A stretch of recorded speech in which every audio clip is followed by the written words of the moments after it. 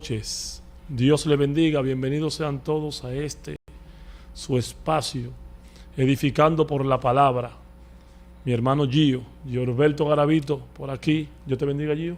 Dios les bendiga a toda la audiencia. Que la paz de Cristo sea con cada uno de ustedes. Hoy tenemos un tema de salvación, Gio.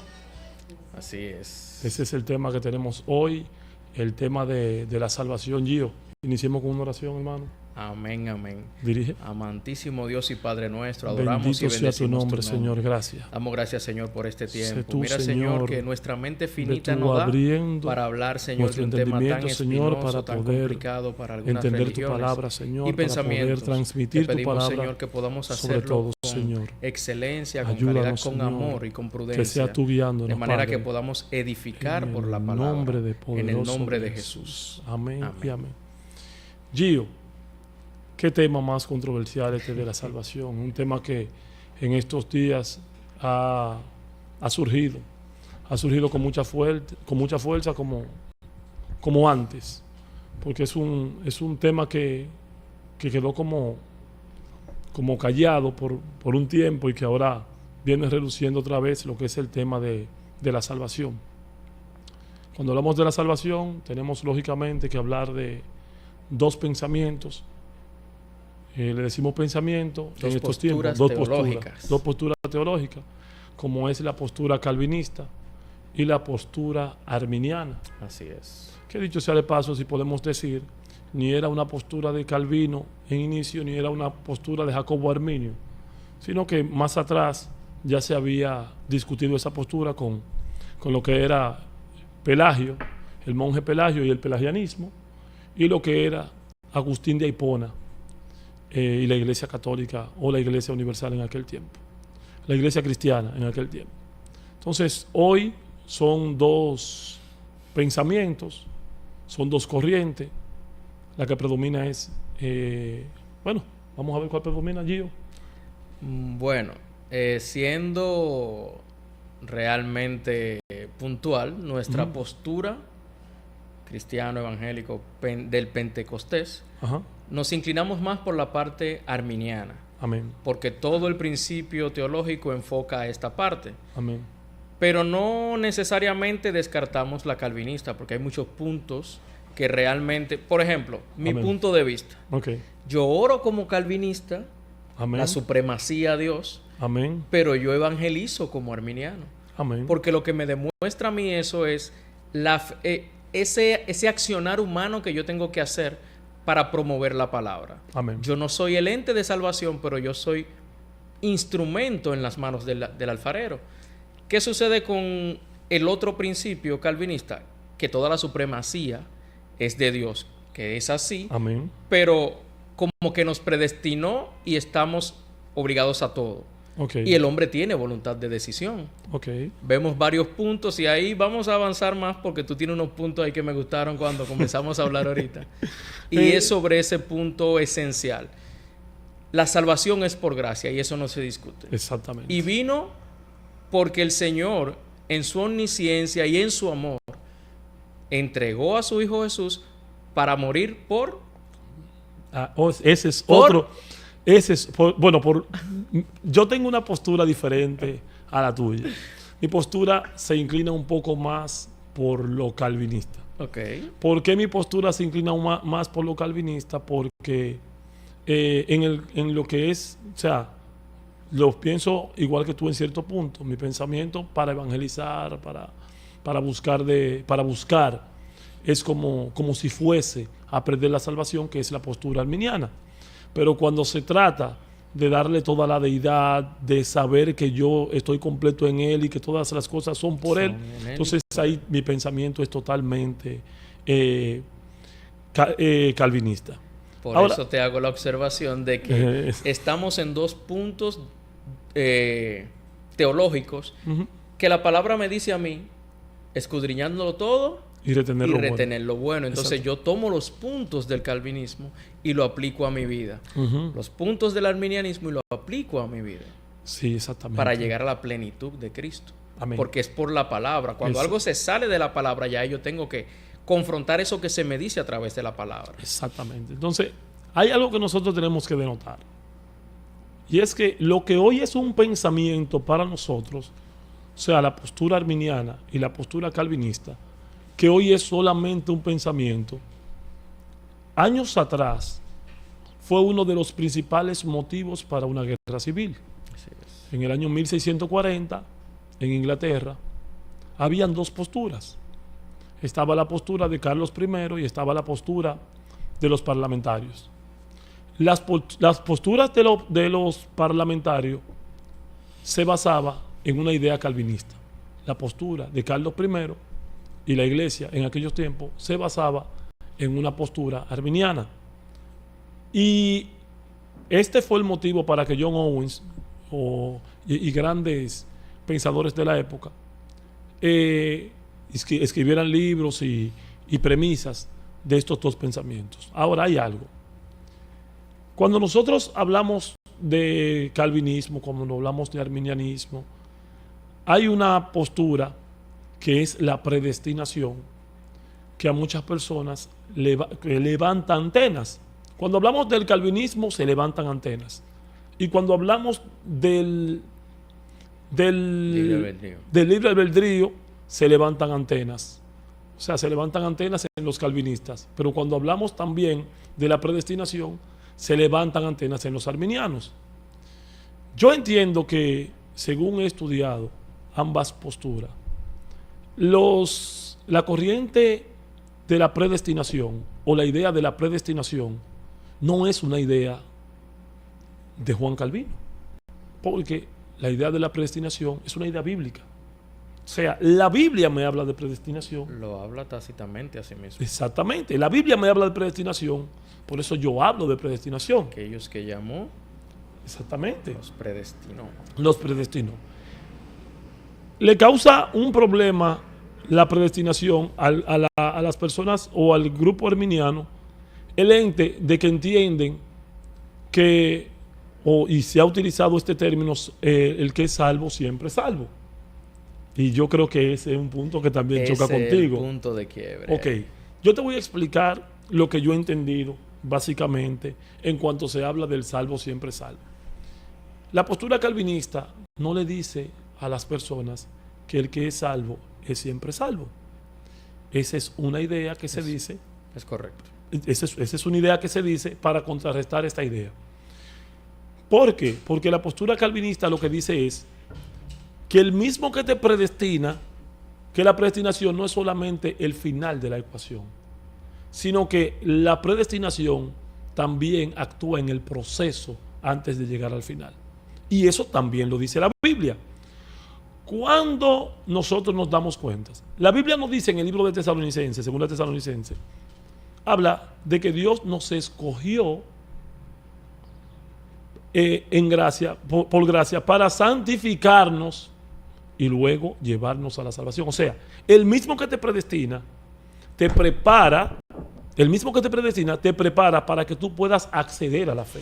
Correcto. Entonces, por eso no podemos pensar que un calvinista, porque ya es salvo, sale a pecar. No. Eso de salir a pecar no está en el corazón de una persona que ha sido salvada. No sé si me entiendes el punto. Claro que sí. Y donde choca el punto es básicamente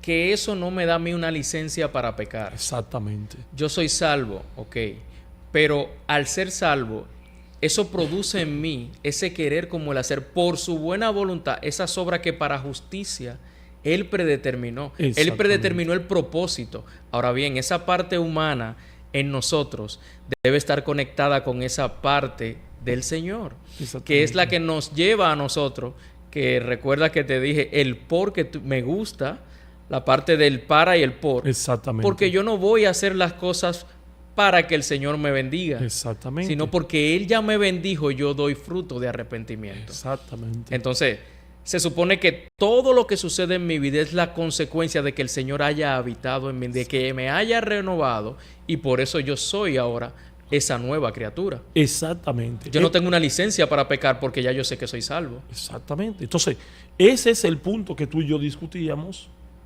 y que era la postura que planteábamos, el por y el para.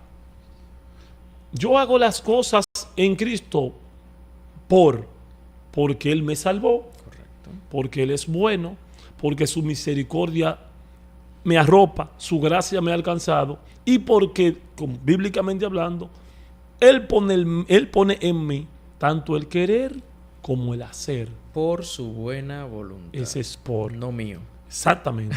Ahora, ¿cuál es el problema del arminianismo? Que todo es para. En cierto punto. Yo hago esto porque es como que el arminianismo me dice que tengo que iniciar por la gracia y terminar por las obras. O sea, por ejemplo, yo tengo aquí los 5 puntos que fueron los puntos que quien primero planteó fue Jacobo Arminio. Yo voy a mencionar los 5 puntos que plantea Jacobo Arminio y luego voy a decir cuáles son los 5 puntos calvinistas. Son más famosos, o sea, son más conocidos los 5 puntos calvinistas que los 5 puntos arminianos. Correcto. Porque hay algo que nosotros tenemos que entender. La postura del arminianismo y la postura del pelagianismo eran posturas que en la iglesia primitiva, a pesar de que la iglesia actuaba como arminianos, que es lo que tú apuntas, no se conocía el libre albedrío. Ellos actuaban como arminianos, pero toda la gloria era para Dios. ¿Qué quiero decir con esto? Ellos actuaban como una persona que entiende que puede perder la salvación, pero toda la gloria se la daban a Dios. Hay un problema, por eso te digo que con estas dos posturas hay que tenerla bastante clara para uno saber cómo manejarse como cristiano. Por ejemplo, cuando yo te digo que Pablo dice que hay que cuidar esa salvación con temor y temblor, no es que yo sea el responsable de mi salvación. Y si tú completas el texto, te das cuenta. Entonces, si yo soy salvo, esas obras yo las doy por esa salvación que ya yo he recibido. Exactamente. Por eso cuando hablamos en días pasados, yo no le doblo el pulso a Dios por mis oraciones. No. Ya el Señor tiene de antemano algo para mí. Ahora, yo lo que voy a vivir constantemente por gratitud haciendo esas obras que me dice la palabra que yo debo llevar a cabo. Exactamente.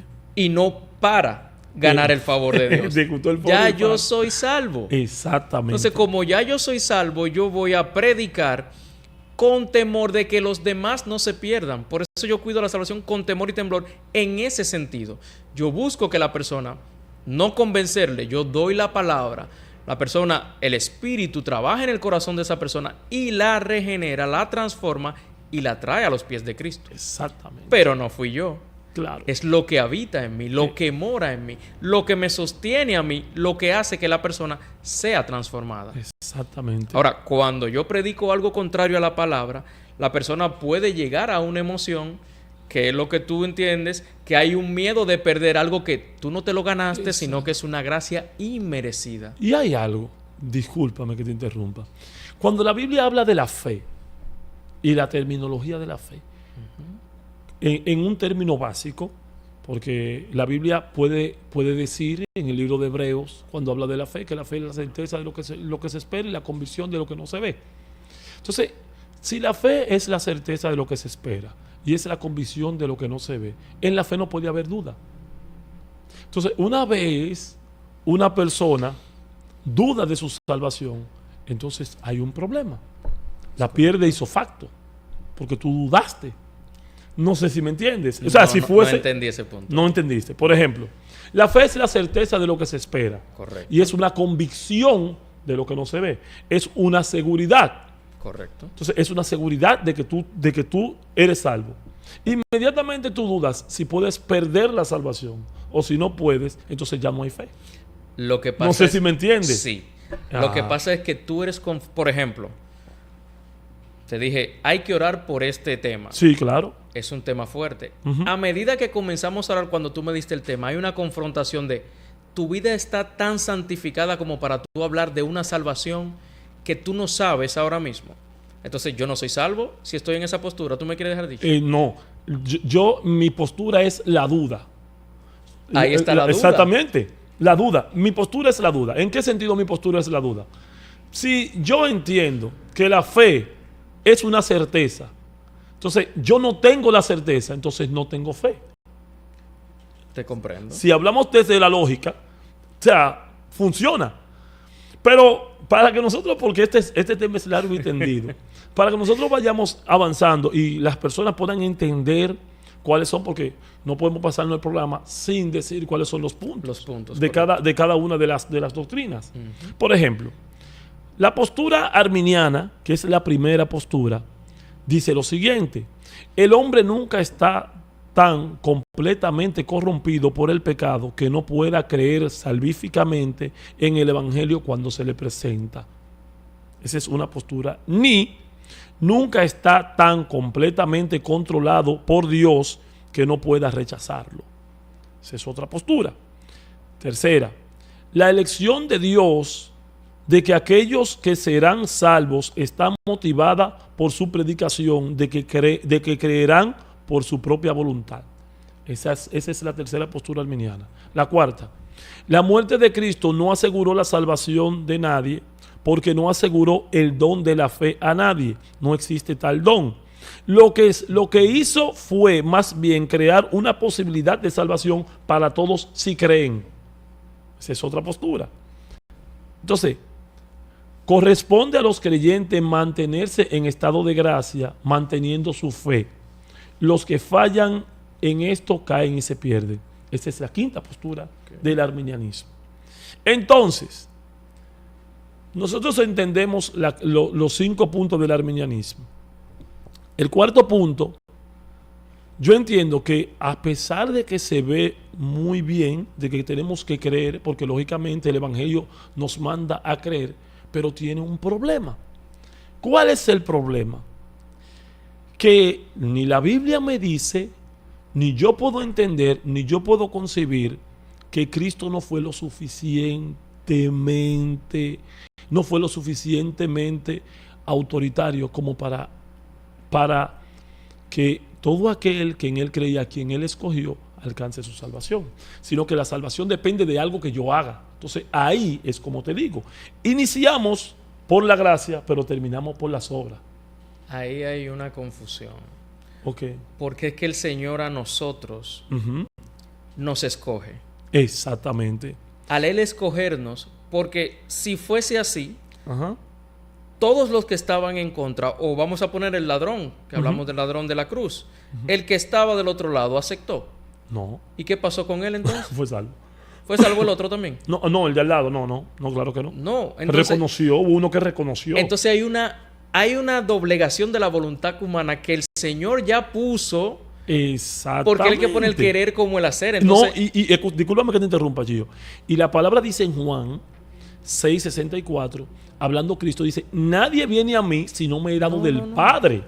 Nadie. Entonces, aquí hay en el cuarto punto de lo que es el arminianismo, hay algo que, a pesar de que se ve cristiano, a pesar de que se ve bien, para mí, particularmente, no sé para ti, Alberto, para mí es algo totalmente antibíblico, porque tú me estás, y eso es lo que hace muchas veces el arminianismo, tú me estás menospreciando la gracia de Cristo. ¿Qué es lo que sucede? Es lo que sucede. Entonces, dicho esto, vamos a pasar a los 5 puntos, que son los 5 puntos que el ser humano muchas veces no puede entender en cuanto a lo que es el calvinismo. En el sínodo de Dort fue convocado en 1618, y ahí fue cuando Juan Calvino plantea los 5 puntos que hasta hoy se conocen como los 5 puntos calvinistas. Primer punto de Juan Calvino dice lo siguiente: el hombre caído en su estado natural carece de todo poder para creer en el evangelio, e igual que carácter de todo poder para creer en la ley, a pesar de todos los incentivos externos que se le pueden extender. Aquí hay un punto. Yo estoy defendiendo mi punto. Perfecto. Si este primer punto de Juan Calvino, que habla de que el hombre perdió en el huerto del Edén tenemos que aclarar que Calvino le está respondiendo a Jacobo Arminio. Jacobo Arminio decía que el pecado en el huerto del Edén no fue lo suficientemente fuerte para dañar a toda la raza humana.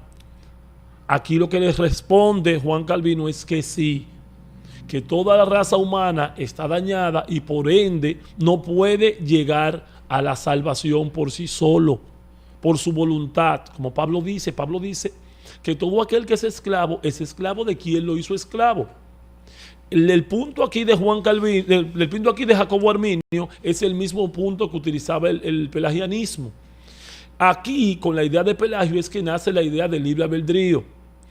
Juan Calvino lo que entiende es, como también Tertuliano más atrás, como también Agustín de Hipona más atrás, como también Jonathan Edwards y un sinnúmero de teólogos, Juan Calvino lo que entiende es lo siguiente: la naturaleza de nosotros está tan dañada que el Señor tiene que, como dice su palabra, que Él nos predestinó desde antes de la creación del mundo, que Él nos predestinó para ser primicia de su criatura. Juan Calvino lo que dice es, mira, la naturaleza de la raza humana está tan dañada que el Señor tiene que interceder en el corazón del hombre para que el hombre pueda aceptarlo. Así es. Esa es la primera confrontación que le hace Juan Calvino a la primera confrontación que le hace a Jacobo Arminio. Entonces, ¿qué te parece, Gio? La Biblia dice, para que entremos en contexto, la Biblia dice, Gio, en Romanos 3:23 dice que por cuanto todos pecaron, fueron todos destituidos de la gracia de Dios, que el hombre pecó. La Biblia dice en el libro de Génesis que todos los pensamientos del hombre van de continuo al mal. La Biblia dice en Génesis también que Jehová hablando dice, no contenderá más mi espíritu con el hombre, porque él es carne. Entonces, esa postura yo creo que, bueno, dame tu opinión, Gio, porque el programa que no es mío entonces solo. Yo puedo hacer todo y yo voy a ser salvo como quiera. No, yo entiendo que cuando el Señor te elige, porque vamos a llegar a los escogidos y a la escogencia de Dios, yo entiendo que al que el Señor elige, para poder elegirlo tiene que cambiarle el corazón. El hombre en su estado natural no quiere a Dios. Normal. Eso lo tenemos claro bíblicamente. Entonces, ¿verdad? ¿cómo tú me explicas que David, un hombre conforme al corazón de Dios, amén, hizo todo lo que hizo y tuvo que ser confrontado? ¿David no debía pecar entonces? Pasa algo. Nosotros tenemos que entender que la historia de David, con nosotros hay una gran diferencia. Hay una diferencia. En aquel entonces David estaba de cara a Dios directamente. El pecado de David tenía que confrontarlo él con su pecado. La Biblia dice que porque que la paga del pecado era la muerte. Ahora hay algo. Nosotros tenemos a Cristo. Nosotros tenemos el vicario de nosotros. Es Cristo. La persona o sea, no, yo no estoy diciendo que el pecado, no. Yo digo que el pecado de nosotros, de sus escogidos, quien pagó por él fue Cristo directamente. O sea, nosotros lo tenemos a él. Si pecamos, tenemos como abogado a Cristo. Entonces, cuando vemos a David, con todo y que era un hombre conforme al corazón de Dios, David tenía que, su pecado, él tenía que, lógicamente, arrepentirse él directamente con Dios. Era él con Dios. Nosotros también. Sí, nosotros con Dios, pero nosotros también. Pero nosotros tenemos algo. Un intermediario. Exactamente. Y ya, con el intermediario, porque nosotros no somos capaces. O sea, directamente nosotros no somos capaces. Dios, Cristo, intercede por nosotros, como dice la palabra. Gracias. Amén. Gracias. A Dios. Que es una justificación, claro que sí. Porque no había una. No, porque si vemos todo el Antiguo Testamento, era quitado todo aquel que pecaba. Exactamente. La Biblia lo dice. Todo aquel que peca muere irremisiblemente. Muere irremisiblemente. Entonces, viene esa gracia y nos transforma. Exactamente. Tú entiendes que por esa gracia entonces yo no tengo esa facultad para pecar, porque Él ya me escogió. Yo entiendo. Yo debo mantener una postura, exactamente, de llevar esa imagen de Cristo en mí, para yo poder mostrar a otro lo que Él ha hecho, porque si no, no hay una regeneración. Exactamente, pero es que hay algo. La regeneración del Evangelio que viene puesto por la gracia, la regeneración del Evangelio que viene puesta por la gracia no es una regeneración que viene vacía. Por eso cuando yo te hablaba de la predestinación, yo te hablo de que la predestinación no solamente es el fin. Aparte del fin están los medios. ¿Por qué están los medios? Porque esa misma gracia que Cristo puso en ti, ese mismo Espíritu Santo, es el que viene a recordarte todas las cosas. Acuérdate del libro de Jeremías, su capítulo 31. Yo pondré mi ley en su mente y en sus corazones. Nosotros vamos a tener ese razonamiento y Cristo va a venir a morar en nuestros corazones. Esa profecía venía desde Jeremías y venía desde Ezequiel. ¿Me entiendes? E incluso desde Isaías 53, que es una de las profecías más grandes que indicaban a Cristo. Isaías 40 también. Entonces, esa regeneración que viene, a lo que yo le llamo, Pablo le habla santificación. Pablo dice que él mismo nos va a santificar y luego nos va a glorificar cuando habla de la predestinación en Romanos 8:30. ¿Me entiendes? Entonces, ese es el punto. Dios es el que pone en nosotros tanto el querer como el hacer. Nosotros no podemos. Nosotros no podemos. Entonces, Gio, segundo punto calvinista. Segundo punto calvinista. Para que podamos... ¿qué te parece? Dale. ¿O tú tienes alguna duda en este punto? En este punto tú no tienes duda. Dale. No, bueno, creo que no. La elección de Dios es una elección libre, soberana e incondicional de pecadores. Como pecadores, para ser redimidos por Cristo, recibir fe y ser llevados a la gloria. O sea, Juan Calvino aquí plantea que la elección de Dios es una elección que Dios le da a pecadores para Él prepararlos y llevarlos a la gloria. Lo mismo que estamos hablando. Hay personas que tienen problemas con la elección de Dios. Hay personas que tienen problemas con que dicen no. Y esto yo sé que me la voy a jugar y sé que hay muchas personas que van a... Cristo murió por todos. Yo entiendo que Cristo murió por sus elegidos. Cristo dice que Él murió por sus elegidos. La palabra dice que Cristo murió por sus elegidos. Pero muchas personas tienen problemas con entender que Cristo murió por todos. Dicen, no, Él murió por todos. Yo me encuentro con varios problemas cuando digo que Cristo murió por todos. Primer punto. Número 1. Si Cristo murió por todos y no todo el mundo se salvó, entonces el sacrificio de Cristo está incompleto. Si Cristo murió por todos, eso es universalismo. Murió por todos. Ahora, bueno, te voy a explicar. Por ejemplo, 3 posturas. Cristo murió por todos los pecados de todos los hombres. Es una postura. Cristo murió por todos los pecados de sus elegidos. O Cristo murió por muchos pecados de todos. Todos.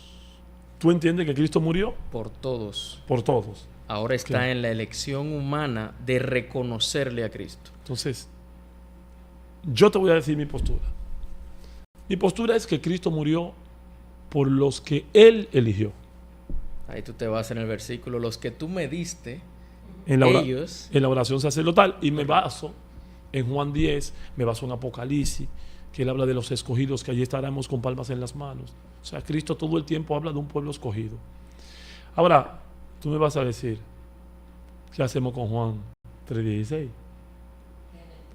De tal manera amó Dios. No, nosotros tenemos... si hay alguien que nosotros no conocemos. Nosotros no conocemos. Yo entiendo que el versículo de Juan 3:16, cuando el Señor habla de todos, habla de todo el mundo, de que de cada parte del mundo va a salir un grupo que formará la iglesia. Cuando dice de todos, de todo el mundo, yo entiendo que esa es la postura. Lo puedo decir. ¿El cuerpo de Cristo estaría incompleto entonces? El cuerpo de Cristo no es... El problema es... ¿Tú sabes dónde está el tema? Yo entiendo. En el universalismo. O sea, si Cristo murió por todos, todos debían de salvarse, hasta los pecadores. Todo el que crea. Déjame explicarte mi punto. Si Cristo murió por todos, entonces todo el mundo tiene que salvarse, aunque no crea. Tú me vas a decir, ¿por qué? Está bien, dime. No. No, Dina, ¿quieres que yo te deje a ti? Porque entonces, ¿cómo tú me explicas que dentro de tantas etnias, tantos grupos, Ajá. dice que si no se le predica, ¿cómo creerán? Porque ese es un principio. Sí. Entonces, tú me dices a mí, Ajá. que como ya yo estoy predestinado, Ajá. yo me puedo acotar a dormir. No. Entonces, eso fue lo que te... No, es que yo no estoy en contra de la predicación. Déjame entonces yo plantearte mi punto. Yo debo de predicarle a todo el mundo asumiendo que Cristo murió por todos. Asumiendo. Por eso la postura. Ahí yo sí oro no como entendemos. Y Ay. te predico como si yo fuese Ahí sí a perder entenderlo. esa salvación. Sí. Porque es que no es mía, es por gracia. No la voy a perder. Okay. Pero yo seré juzgado. Y ahí yo la estoy rechazando. Exactamente. El motivo es que el que no la acepta la rechaza. El que no siga conmigo, contra mí es. Entonces, por eso. Entonces, estás negando la fe. Exactamente. Entonces, ahí es que está el gran problema, ahí es que está. Entonces, te voy a hacer una pregunta. Una persona que Dios eligió no puede negarse a la fe. Entonces, ahí es que está el punto. Yo debo de asumir que todas las personas, yo debo de predicar el evangelio como que todos somos elegidos, pero entendiendo que a la corta o a la larga, muchos son los llamados, pero pocos son los escogidos. Entonces, correcto. Si nosotros entendemos que las personas, por su propia voluntad, sin que haya habido un cambio en ellos por Dios, pueden salvarse, volvemos al mismo punto número 1 de Jacobo Arminio. Por eso la predicación. Exacto. Porque ¿cómo tú te das cuenta que tú has sido escogido? Claro. Por la predicación de la palabra, por la confrontación con el ser humano, el pecado, todo lo que llega al ser humano. Entonces, esa regeneración se va a efectuar cuando ya tú has creído. Exactamente, Gio. Lo que te quiero decir es lo siguiente. Entonces hay una parte humana que se involucra. Aunque él pone el querer como el hacer, muchos lo despreciaron. ¿En base a qué? Porque no eran escogidos. ¿Qué pasó con Jonás? Ajá. Jonás era un profeta. Sí. Jonás tenía, o sea, el propósito tenía que cumplirse, pero el corazón de Jonás, ¿cómo estaba? Sí o sí. Judas, ¿cómo estaba? Sí. Judas fue escogido, hizo todo lo que hacían los discípulos. Pero, ¿y qué pasó con Judas? Entonces tú sin querer, tú me estás dando la razón. No. Sí. Esa es la parte que yo quiero que entendamos. Las posturas tienen un punto en común, que el hombre no es salvo porque sí, es por gracia. Entonces, donde difieren los puntos teológicos, por eso que te digo, me inclino un poco más por el arminianismo, porque eso es lo que vivimos en las iglesias evangélicas. Los puntos que tú haces desde toda la liturgia religiosa es arminiana. Sí, pero hay algo. Aquí hay un punto muy importante. Yo debo de entender las cosas para yo poder saber. A pesar de que yo puedo predicar como un arminiano, yo puedo trabajar en la obra como un arminiano, yo tengo que saber y tengo que tener claro que mi salvación no es por una obra. ¿Por qué? Porque las obras, según dice el libro de Isaías, son como trapos de inmundicia cuando yo tengo ante mí a un Dios santo. Ahora, con la elección de Dios tampoco puedo tener problema. ¿Por qué? Porque la Biblia me dice a mí, y el mismo Dios hablando, porque en el libro de Romanos, cuando Dios habla, está hablando desde una postura que había en el Antiguo Testamento, cuando Él dice que Él le endureció el corazón al faraón. Y la palabra dice que al que Él quiere, Él da salvación, y al que Él quiere, Él endurece. Pero el faraón ya tenía dureza en su corazón. pero la Biblia dice así, dice, o sea, yo endurezco aquí. Entonces, ok, el faraón ya tenía problemas en su corazón. Y el otro ejemplo que Dios pone, el otro ejemplo que Dios pone es el siguiente. Y dice que los dos hermanos eran mellizos cuando hablabas de Esaú y de Jacob. Y dice la palabra que sin que ninguno de los dos hiciese ni bien ni mal, Él escogió a Jacob y a Esaú lo aborreció.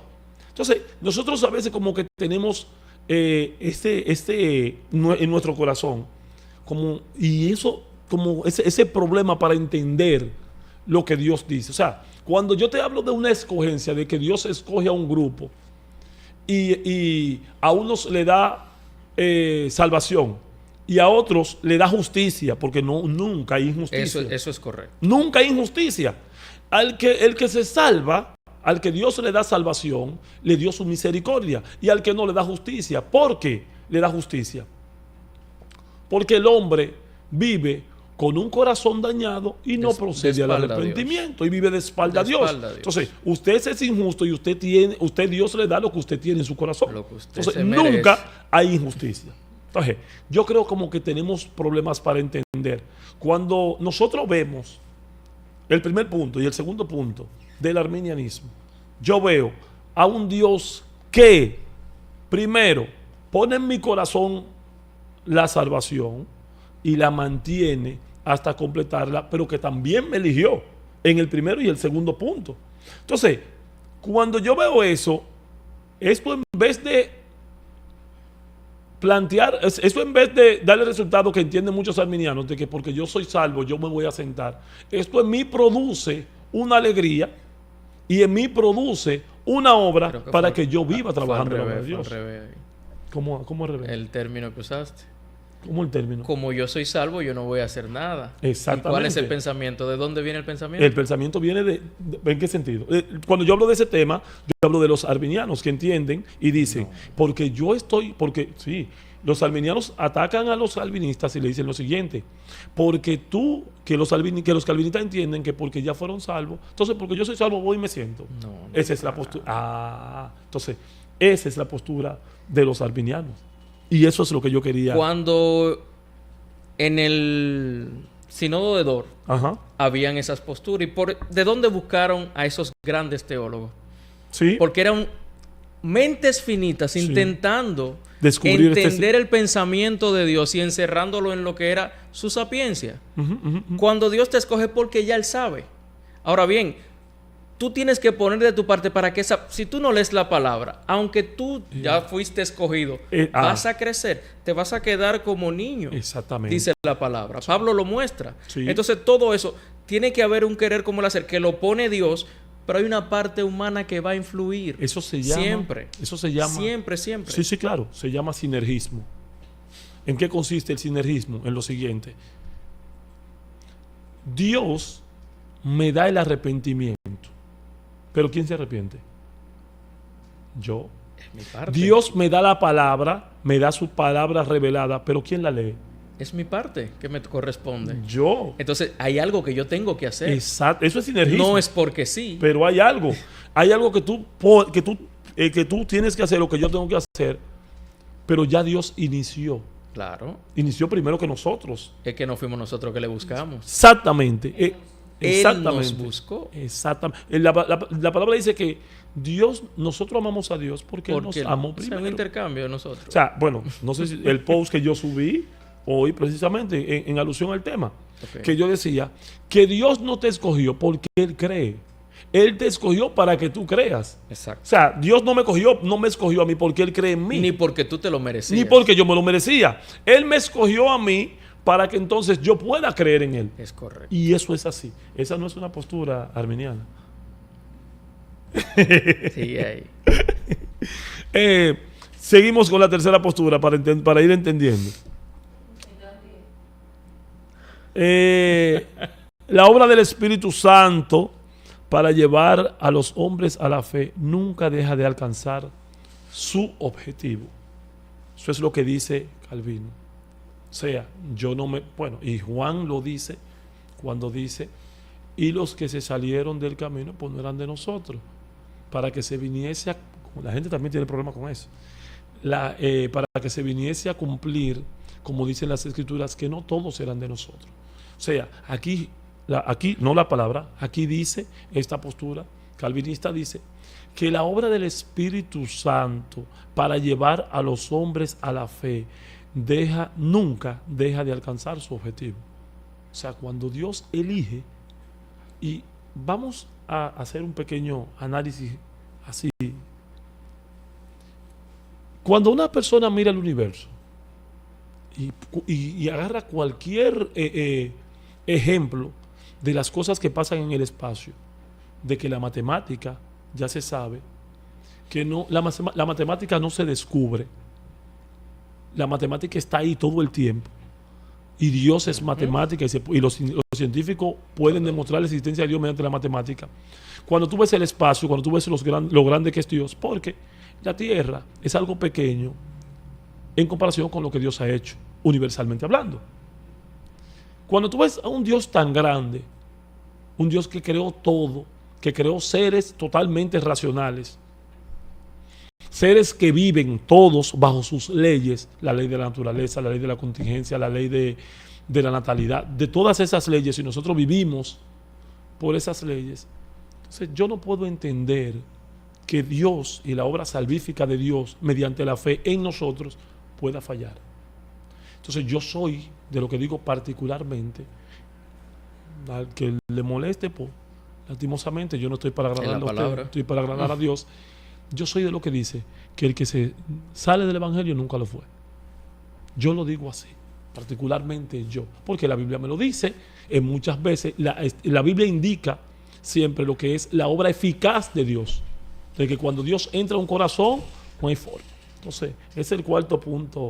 Sí, yo difiero ahí porque tú difieres. Sí, porque es que el ser humano le suceden tantas cosas, sí, y en eso es que entra esa gracia. Que el hecho de que tú salgas en algún momento de tu vida del evangelio no quiere decir que te perdiste. Exactamente. Porque es que el Señor te rescata hasta en el último punto, y por eso tratamos el tema del ladrón en la cruz. No se bautizó, no llevó, pero en su corazón, ¿qué hubo? Sí, pero nosotros... Un reconocimiento. Pero recuerda que nosotros tratamos otro tema, que lo hice bastante claro, que es el libro... ¿Reconoció al final? No, el libro... Al final lo reconoció. Sí, claro. Pero el de Primera de Corintios, su capítulo 5, nosotros lo discutimos. Sí, que dice, cuando Pablo le dice, hay tal fornicación, que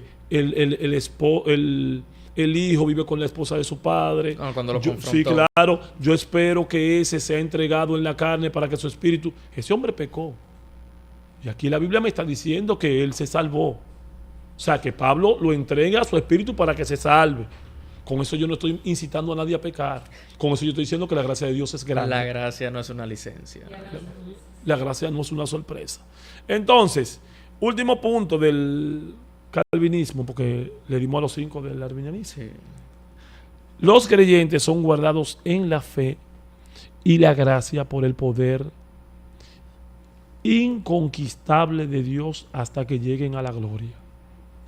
¿Qué dice Pablo? ¿Qué dice Pablo? Bueno, es una teoría de Pablo que aquí la dice Calvino. ¿Qué dice Calvino? Calvino dice que esa gracia que Dios te da, Dios te la da en este punto, que es el punto donde inicia, hasta llegar a este punto, que es el punto de la salvación. En todo este trayecto, Él te va a librar de la tentación. Por eso Jesús te manda a orar pidiendo que te libre de la tentación. Él te va a librar del mal. Él te va a librar de todo hasta Él llevarte a la glorificación. Eso es lo que dice Juan Calvino. Entonces, en esa tesitura del estudio, porque Juan Calvino se enfatizó mucho en los estudios de Pablo. Nosotros tenemos que entender, para mí, la postura...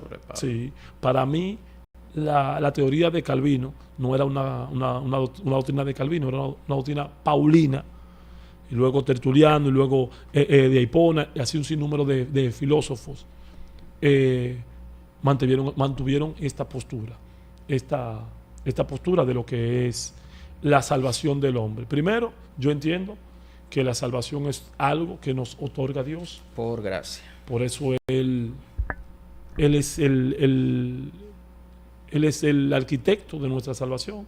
Y el Espíritu Santo, como dice la palabra, es nuestra garantía. Amén. Una pregunta para la audiencia. Okay. ¿Tu vida actual demuestra la santidad que Dios ha depositado o la que hay que tener para llegar a Él? Amén.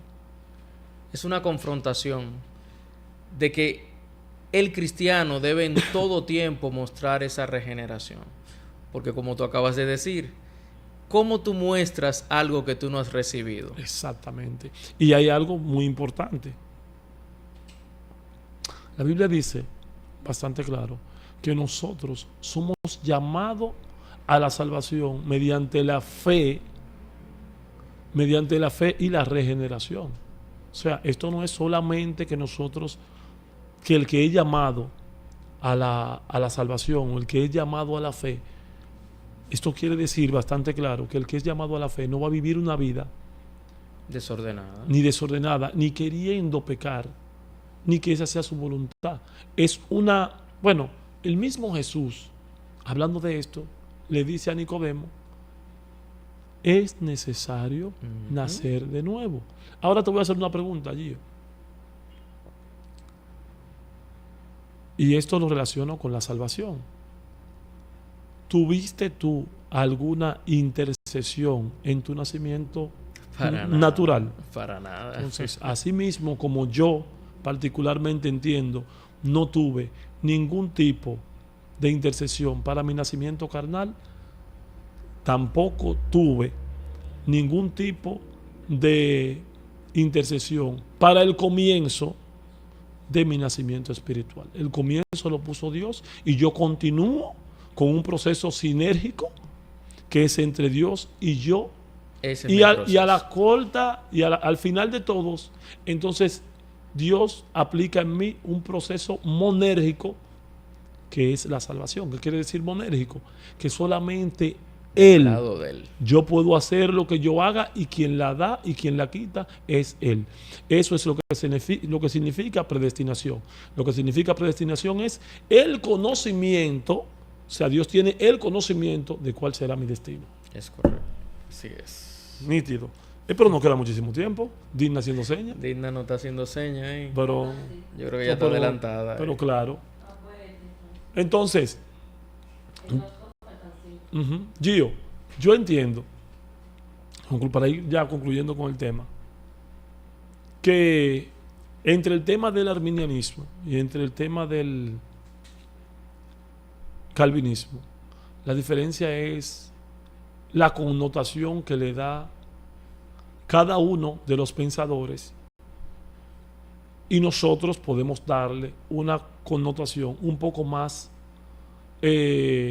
vivida, no, más adulta que lo que ellos le dieron. A lo mejor ellos fueron unos empedernidos de la palabra, vamos a decir así, y fueron radicales en cuanto a eso. Hay dos extremos. Exactamente. Cuando te lleva, tú vas a vivir con un temor de que como que depende de ti, de que esa salvación esté en tus manos, cuando no es así. Ahora, pero tampoco le vas a dejar a Dios todo, de manera de que como ya yo soy salvo me voy a acostar a dormir. Y ahí es que viene el asunto. Sí, pero vuelvo y te digo, el pensamiento de yo soy salvo, siempre salvo, yo voy a dejar eso así, no es un pensamiento de una persona que fue escogido. Una persona que fue escogido, entonces depende de la persona. No, depende de la persona, Gio, pero depende de la persona. Depende de la persona, pero hay algo.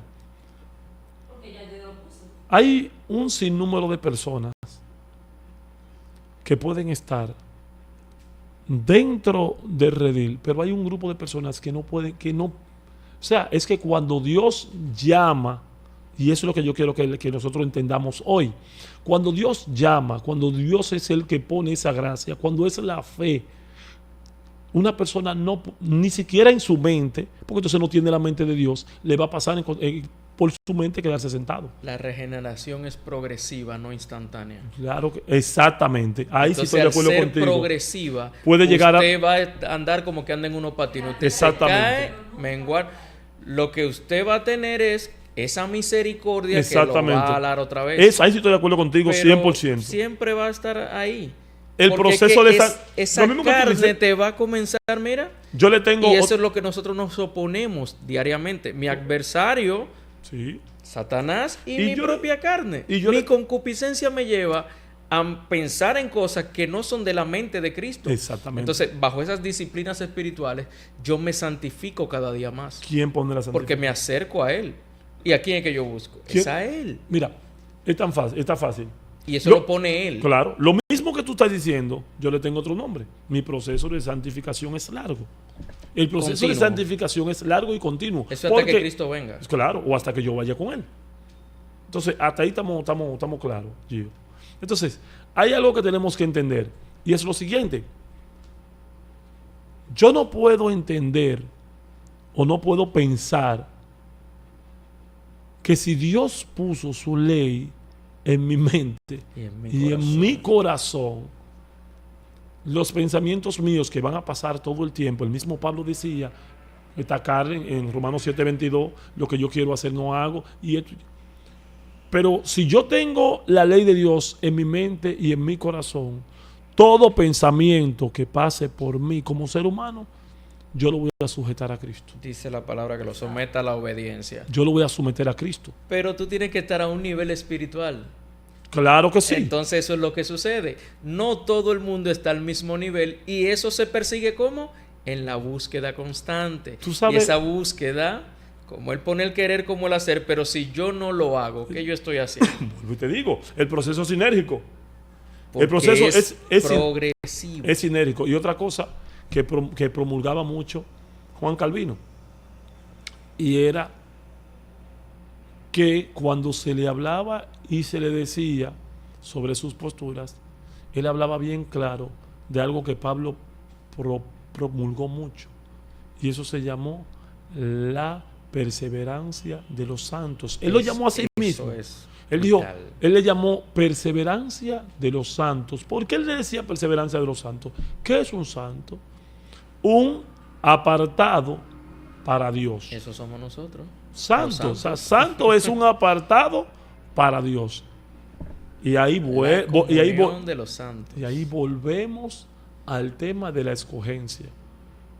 Si eres santo, y la palabra santo significa apartado para Dios, por algo Dios te apartó, pero ¿te apartó de quién? ¿De qué?